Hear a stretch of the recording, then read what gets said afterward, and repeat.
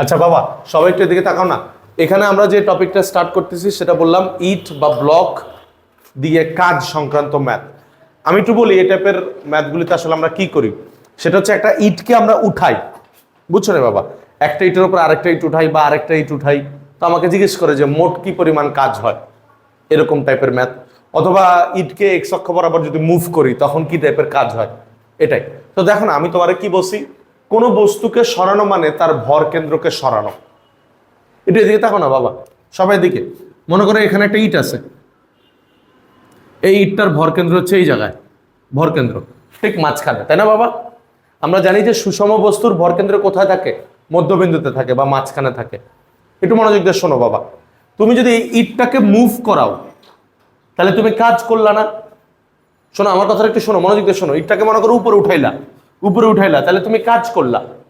তাহলে এখন আমি যদি তোমাকে জিজ্ঞেস করি যে ইটের মধ্যে কি পরিমাণ বিভব শক্তি জমা হয়েছে, তো তুমি সাধারণত বিভব শক্তির সূত্র কি জানি আমরা, mgh না?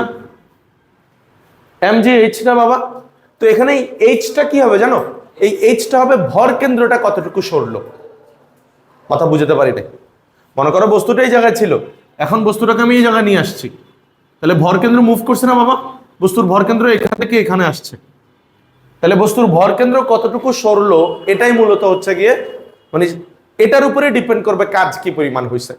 মনে আছে বাবা, একদম হুবহু কুয়ার ম্যাথেও কিন্তু সেম কনসেপ্ট ছিল।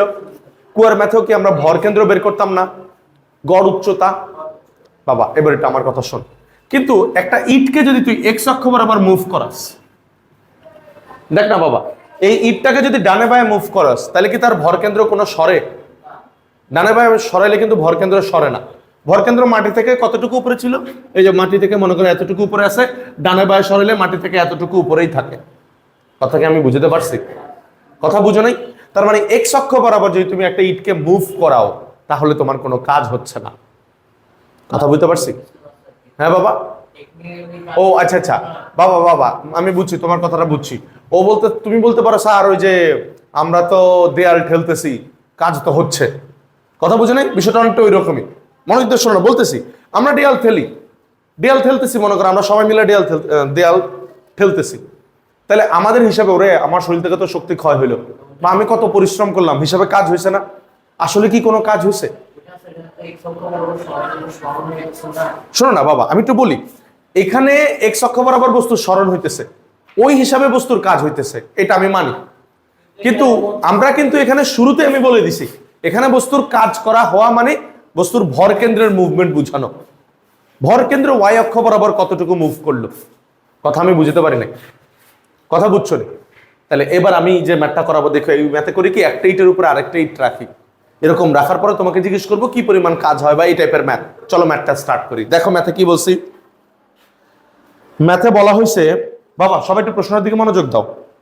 প্রতিটি 0.125 মিটার কিউব আয়তনের এবং 250 কেজি ভরের 4টি ব্লককে পরপর সাজিয়ে একটি স্তম্ভ তৈরি করা হলো।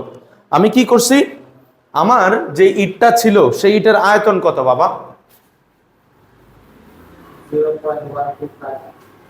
মনোযোগ, সবাই মনোযোগ। প্রতিটি ইটের আয়তন হচ্ছে 0.125। তাহলে ইটটা কি আয়তকার না বর্গাকার কিছু কি বলছে?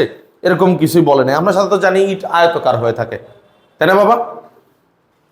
আচ্ছা, এখন আয়তকার ইট হইলে, মনোযোগ বাবা, আয়তকার ইট হইলে এই ম্যাথটা কিন্তু করা সম্ভব না, কারণ আয়তক্ষেত্রের দৈর্ঘ্য আলাদা, প্রস্থ আলাদা। তো দৈর্ঘ্য কত প্রস্থ কত আমাকে কি কিছু বলছে? বলে নাই। তাহলে ইটটাকে ঘনক আকৃতির ধরতে হবে। ইটটাকে কি ধরতে হবে বাবা? ঘনক আকৃতির। ইট কি আকৃতির? ঘনক আকৃতির। বাবা কথা বুঝছো নি? ইট সাধারণত আয়তকার হয় না, আয়তকার হলে তো তার দৈর্ঘ্য আলাদা হবে, প্রস্থ আলাদা হবে। তো দৈর্ঘ্য প্রস্থ রিলেটেড কোন তথ্য তো আমাকে দেয় নাই। কথা বুঝতেছো নি? তো আমি ইটটাকে কি ধরবো? ঘনক আকৃতির ধরবো। আর আমরা জানি, ম্যাথটা স্টার্ট করলাম, ম্যাথ এটা হচ্ছে বেসিক, এটা হচ্ছে বেসিক। আমরা জানি ঘনকের ক্ষেত্রফল কি, আয়তন কি, A cube. A cube equal to 0.125, তাই না বাবা? বেসিক না না, বেসিক আর কিছু না, বেসিকের দুইটাই। আচ্ছা এই দুইটা হচ্ছে কি তাহলে বেসিক। এখান থেকে ম্যাথ স্টার্ট। 0.125 বাবা, এখান থেকে দেখো তো এর মান কত আসে, একটু চেক করো তো দ্রুত।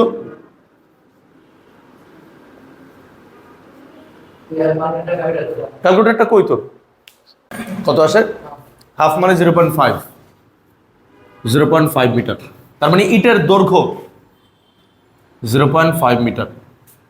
বাবা এই ব্যাপারে কোনো আপত্তি আছে? এখন আমাকে আর কি বলছে, 250 কেজি ভরের, তার মানে আমার ইটের ভর m = 250 কেজি।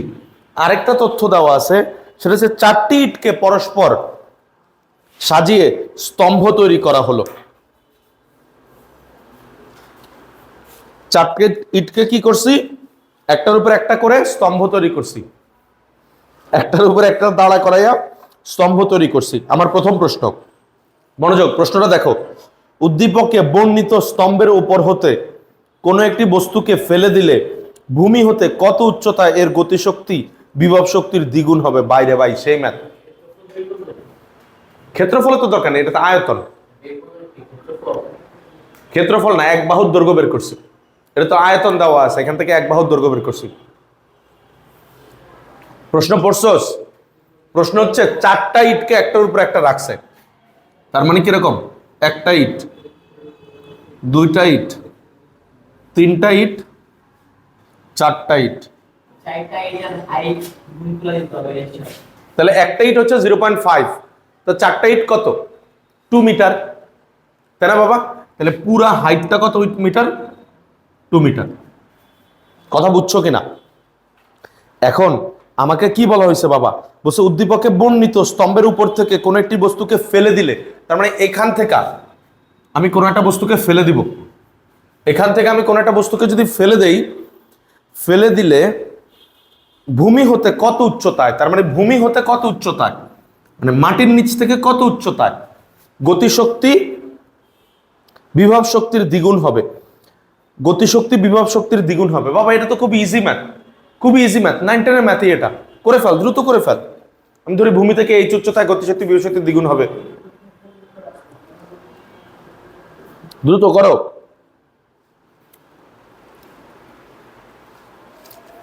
স্যার করে দেই। ধরি ভূমি থেকে এই উচ্চতায়, কি বলছে, বলছে উচ্চতায় গতিশক্তি বিভব শক্তির দ্বিগুণ হবে। গতিশক্তি বিভব শক্তির দ্বিগুণ হবে। ব্যাস, ভূমি থেকে যদি এই উচ্চতায় ধরি গতিশক্তি বিভব শক্তির দ্বিগুণ হবে, তাহলে এখন কি হবে, তাহলে বাকি পুরোটা কত হবে? পুরোটা হবে 2 - h, এটুকু হচ্ছে h, বাকি পুরোটা 2 - h না? তার মানে এই জায়গায় ঠিক এই বিন্দুতে আমি ধরে নিলাম কি হবে, গতিশক্তি বিভব শক্তির দ্বিগুণ। তার মানে আমি কি বলবো, গতিশক্তি হচ্ছে ই কে, বিভব শক্তির দ্বিগুণ মানে 2EP। ব্যাস, গতিশক্তি বিভব শক্তির দ্বিগুণ। তাহলে ম্যাথ কর শর্ত মতে, ই কে = 2EP। ইকের মানের সূত্র কি, হাফ এম ভি স্কোয়ার, আর ইপির সূত্র কি, mgh, তাই না বাবা? হাফ এম ভি স্কোয়ার বদলে কি লেখা যায়, V square = U square plus 2gh, আর এটা হবে 2mgh। বাবা এখানে কাহিনী আছে কিন্তু, এইচ সেম না। মনে আছে আমি তোমাদের বলছিলাম গতিশক্তি হচ্ছে কতটুকু রাস্তা তুমি পাড়ি দিছো কিন্তু 2 - h করে ফেলো। তাহলে এখন কত হবে, হাফ এম, ইউ এর মান কত, 0 plus 0 square plus 2g, h এর বদলে কত লিখবো, 2 - h ইকুয়াল টু কত হবে রে, 2mgh।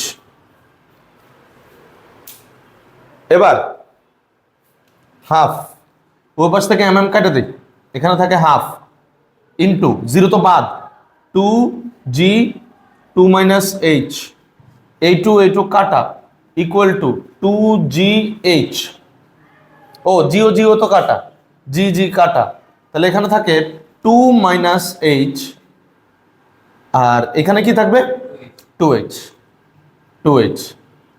এবার কি হবে দেখতো, এই h2 এর পাশে গেলে 3h ইকুয়াল টু 2, তাহলে 3h ইকুয়াল টু 2, অতএব h ইকুয়াল টু 2/3, ব্যাস এত মিটার, শেষ। অ্যান্সার মিলছে? অ্যান্সার আসে হচ্ছে 2/3, হ্যাঁ 2/3 মানে 0.67, 0. কত রে 67 মিটার, শেষ। কত সহজ ম্যাথ, কিন্তু এর পরেরটা একটু অন্যরকম।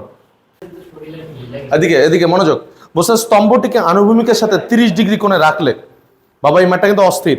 স্তম্ভটিকে আনুভূমিকের সাথে 30 ডিগ্রি কোণে রাখলে, আনত করে রাখতে কাজ ও উদ্দীপকে বর্ণিত স্তম্ভ তৈরিতে কাজের তুলনামূলক বিশ্লেষণ করো। প্রশ্ন বুঝছো নি আগে, হেডা কম। আল্লাহর রাস্তায় মনোযোগ দে সবাই, এদিকে। হ্যাঁ তুই ওরা একটু মোবাইলটা দে না, বা তুই ওর লগে বয় দ্রুত।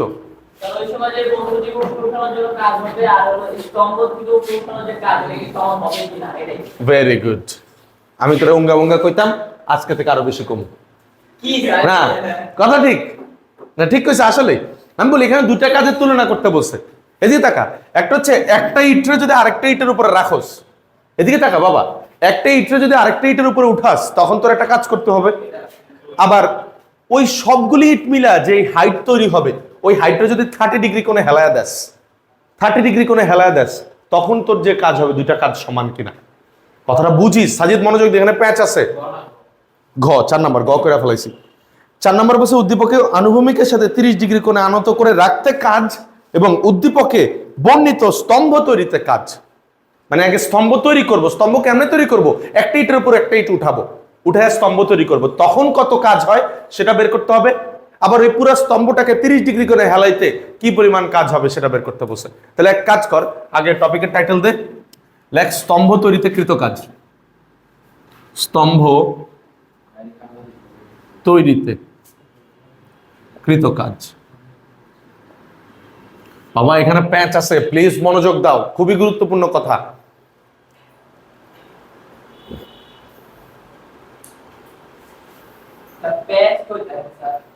বলবো বলবো, সব ক্লিয়ার দেখতেছস? আচ্ছা আয় এদিকে তাকা বাবা, সবাই এদিকে তাকা। এইখানে প্লিজ মনোযোগ, এইখানে 4 নম্বর ম্যাথটা আমি করা শুরু করছি, কিন্তু ঘ নাম্বার, এটা ঘর অ্যান্সার 4। মনোযোগ, এখানে 0.5 আসিল কি ইটের উচ্চতা। ইটটা কি ঘনক আকৃতির ধরছিলাম না, ইটের উচ্চতা কত 0.5 মিটার, এটাকে আমি এইচ ধরে নিলাম। এই ইপি ইপি এটি সব ভুলে যা, ইপি কে এটি সব ভুলে যা, কারণ এটা ছিল গ নাম্বার ম্যাথের জন্য। এবার সারের দিকে তাকা, বলতো আমি তোদের কি বলছিলাম, একটা ইটের উপরে যদি আরেকটা ইট উঠাস, তাহলে এই যে কাজ, এটা কিসের উপর ডিপেন্ড করবে, সেটা হচ্ছে ভর কেন্দ্রের সরণ। এই মনোযোগ দে, একটা ইটের উপর যদি একটা ইট উঠাস, তাহলে কি ভর কেন্দ্র সরলো না? দেখো না ম্যাথটা তাহলে কিভাবে করবো, মনোযোগ দাও। তাহলে লেখো, আমি স্তম্ভ তৈরিতে কৃত কাজ বের করতেছি, তাহলে লেখো অতএব প্রথম ইটের জন্য, প্রথম ইটের জন্য, বাবা প্রথম ইটের জন্য ভর কেন্দ্রের কি কোনো সরণ আছে? না।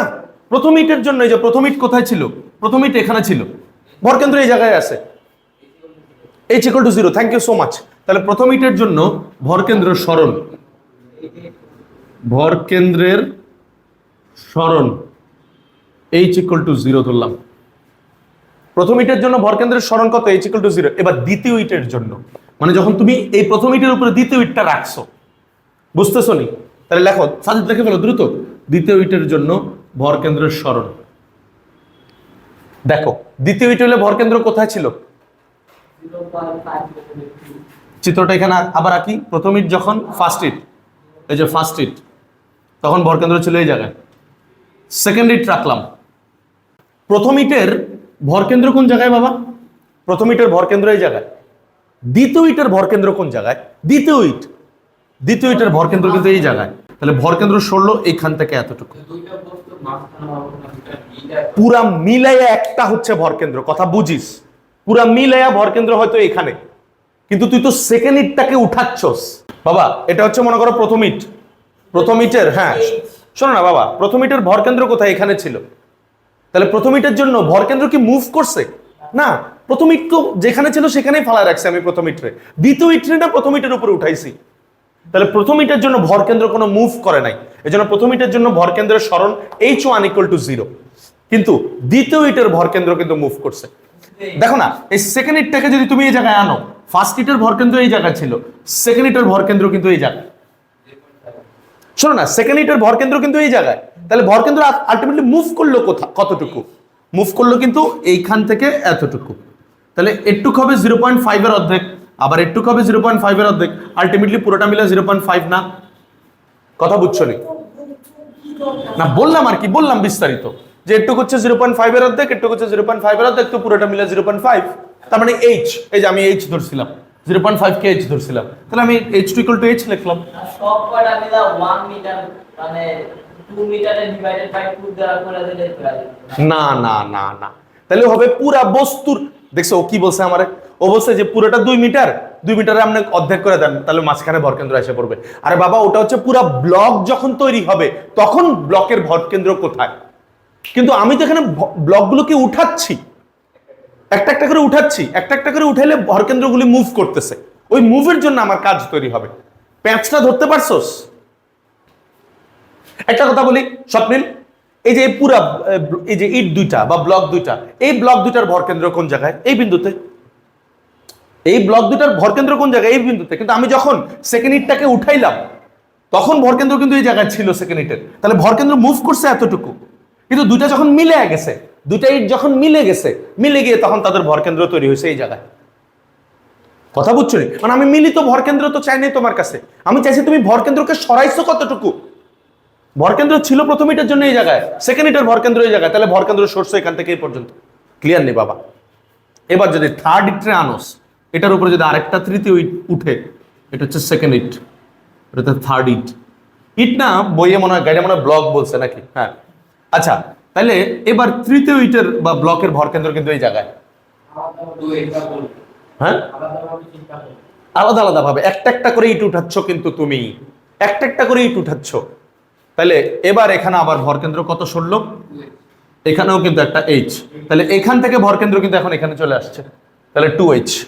তার মানে তৃতীয় ইট যখন উঠাচ্ছ, তৃতীয় ইট যখন তুমি উঠাচ্ছ তখন তোমার ভর কেন্দ্র সরলো h3 = 2h, সরি 2h।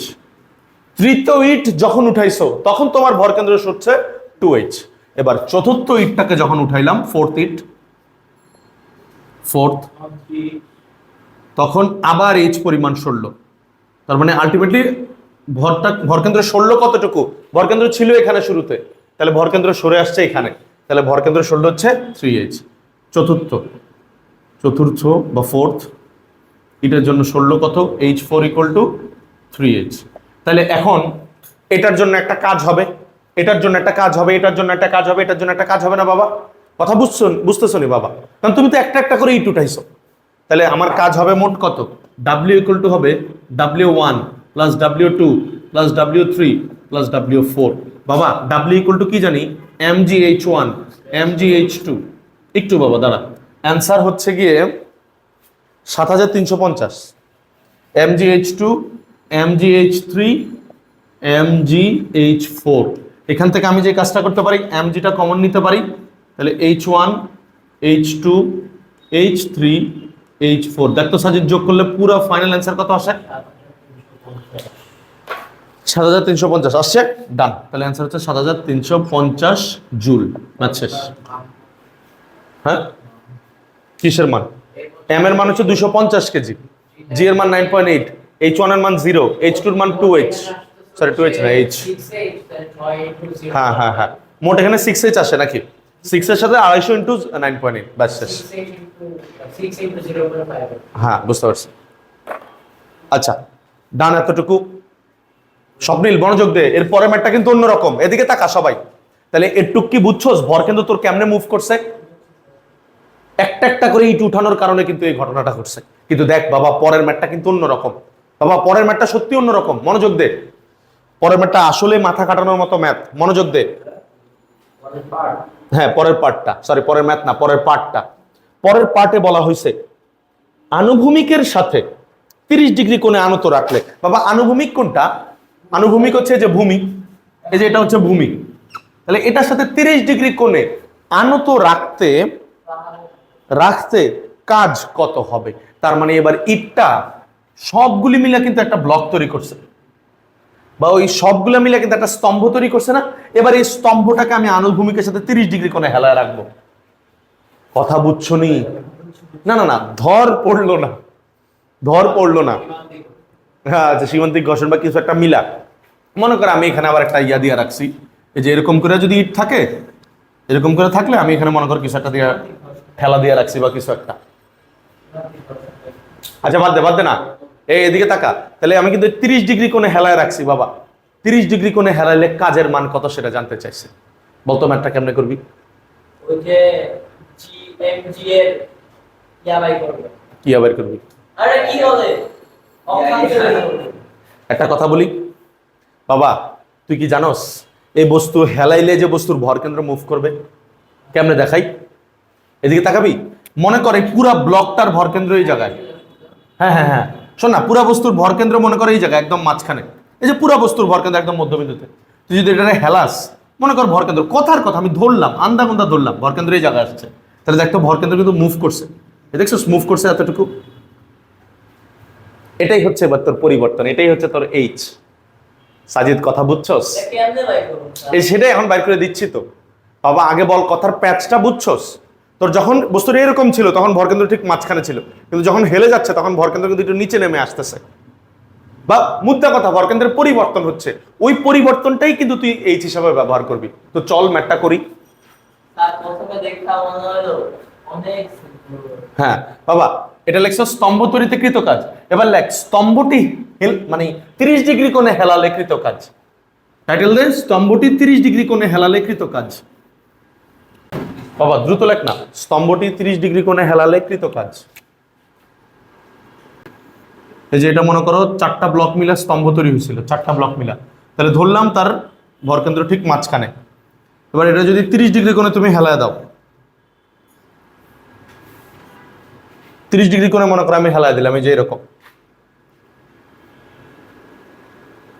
ধরলাম তার ভরকেন্দ্র ঠিক এই জায়গায়, অথবা আরেকটু উপরে ধরলাম, এই জায়গায় ধরলাম, কথার কথা 45। আচ্ছা ধরে নে এটা 30। আচ্ছা বাবা কথা বলিস না, লেখ একটু দ্রুত লেখ, বাংলা কথা লেখ। স্তম্ভের উচ্চতা আনুভূমিক বলেই দিছে, এই দেখো আনুভূমিক 30 ডিগ্রি কোণে। হ্যাঁ ধরে নে আর কি, এটা তো ম্যাথ দিছে আর কি। আচ্ছা লেখ না, স্তম্ভের উচ্চতা, দ্রুত লেখ। স্তম্ভের উচ্চতা মোট কত? 2 মিটার আসছে না? 2 মিটার। অতএব ভরকেন্দ্রের উচ্চতা কত মিটারে? 1 মিটারে। তার মানে এটুকু হচ্ছে 1 মিটার, আর এটুকু হচ্ছে 2 মিটার। অতএব ভরকেন্দ্রের উচ্চতা, কারণ কি সুষম বস্তুর ভরকেন্দ্র কি মাঝখানে না? তাহলে পুরো উচ্চতা 2 মিটার হইলে অর্ধেক তার 1 মিটার না? অতএব ভরকেন্দ্রের উচ্চতা কত? 1 মিটার। এখন আমাকে বলছে আমি 30 ডিগ্রি কোণে হেলায় দিছি, দ্রুত এতটুকু লিখে ফেল। এরপর আমাকে কি বলছে? আনুভূমিকের সাথে 30 ডিগ্রি কোণে হেলাইছি আমি। তাহলে অতএব আনুভূমিকের সাথে 30 ডিগ্রি কোণে হেলালে, আনুভূমিকের সাথে 30 ডিগ্রি কোণে হেলানো হলে ভরকেন্দ্রের সরণ বা ভরকেন্দ্রের উচ্চতা, এখানে ভরকেন্দ্রের উচ্চতাটা আমি এইচ প্রাইম দ্বারা প্রকাশ করলাম। এবার দেখো এটা আমি কেমনে বাইর করব? বাবা দেখো তো, ভরকেন্দ্রটা একটু মনোযোগ স্যার, যখন 30 ডিগ্রি কোণে হেলাইছো, এখন ভরকেন্দ্রটা কোন জায়গায়? ভরকেন্দ্রটা আমি ধরলাম আন্দাগন্দা, আমি আমার মতো ধরছি, মনে করো এই জায়গায়। তাহলে ভরকেন্দ্র এই জায়গাটা আমি একটু ছোট করে দিই, দাঁড়াও এখানে 30 একটু ছোট করে আঁকি।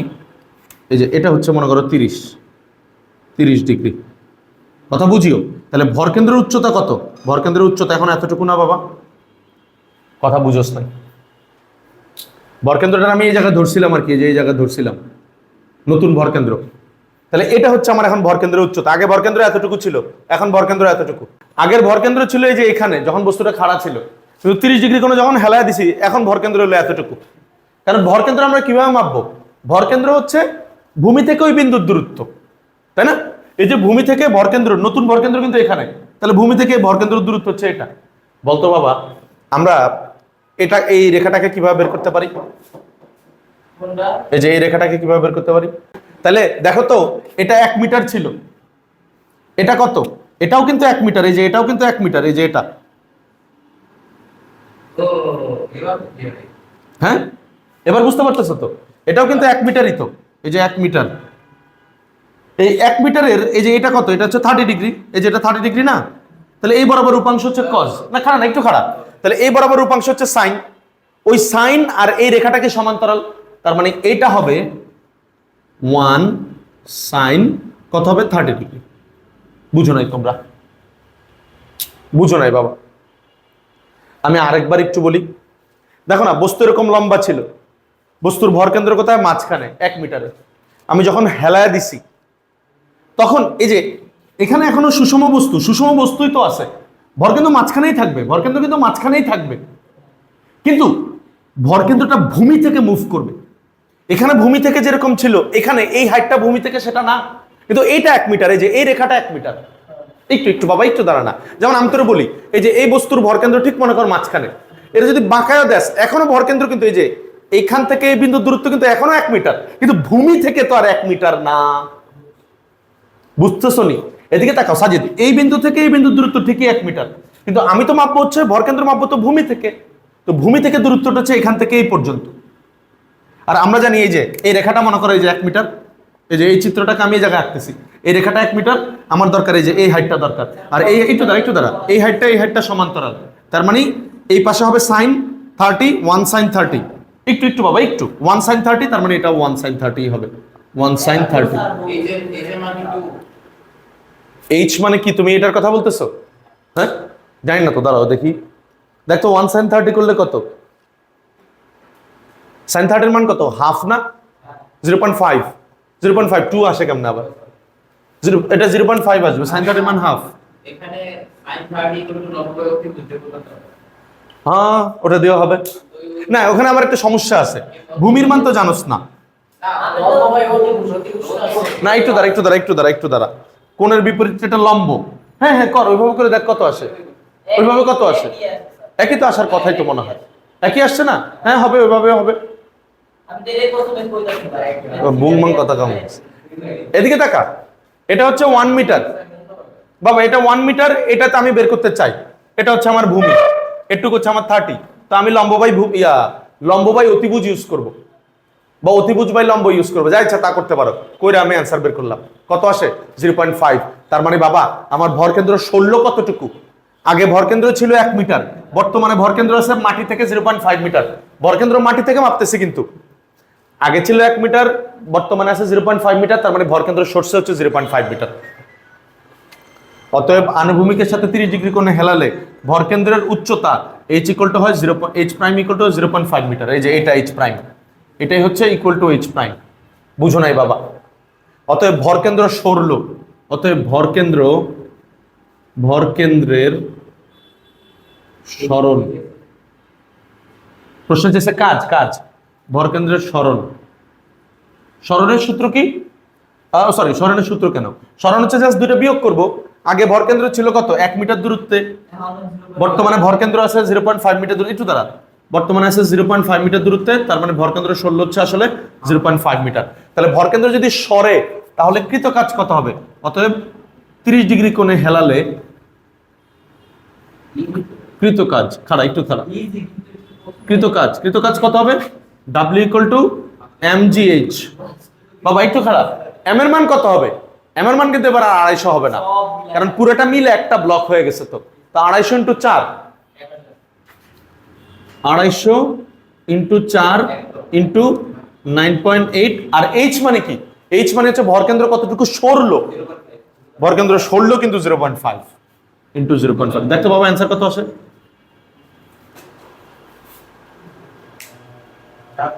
গাইডে লেখা হচ্ছে 4900, 4900, 4900।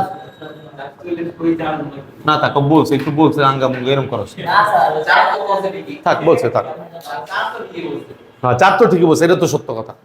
আচ্ছা তাহলে আগের বার মনে লাগছে 7000 আর বর্তমানে লাগছে 4000 সামথিং, আগের বার লাগছে 7000 সামথিং। তাহলে প্রথম ক্ষেত্রে তার বেশি পরিমাণ কাজ করতে হবে, দ্বিতীয় ক্ষেত্রে তার কম পরিমাণ কাজ করতে হবে। একটা লোক একটা আছে না, হ্যাঁ, হ্যাঁ। এতে কাজ কম লাগে ওখানে, এটা খেলে আছে হ্যাঁ ইন্ডিভিজুয়ালি প্রত্যেকটা ইট্রে উঠাইতেছস, একটা জিনিস খেয়াল কর, প্রথম ইট্রে এতটুকু উঠাইছস, কষ্ট কম করেছে, পরে ইট্রে কিন্তু আরো বেশি উপরে উঠাইছস, পরে ইট্রে কিন্তু আরো বেশি উপরে উঠাইছস। আর এখানে কি করছস, পুরা ইটটা মিলে একটা ব্লক আছে 30 ডিগ্রি কোণে হেলাইছস। হেলানোর জন্য কৃত কাজ। কারণ হেলাইলে কি স্মরণ মুভ করবে, স্মরণ মুভ করলে টোকা দিলে কি, হেলাইলে স্মরণ মুভ করবে, আর স্মরণ কতটুকু মুভ করলো সে অনুযায়ী আমি কৃত কাজ বের করে ফেলছি। সাজিদ বুঝছস? আরেকটা ম্যাথ দে, এটা এসডব্লিউ করিস, বল।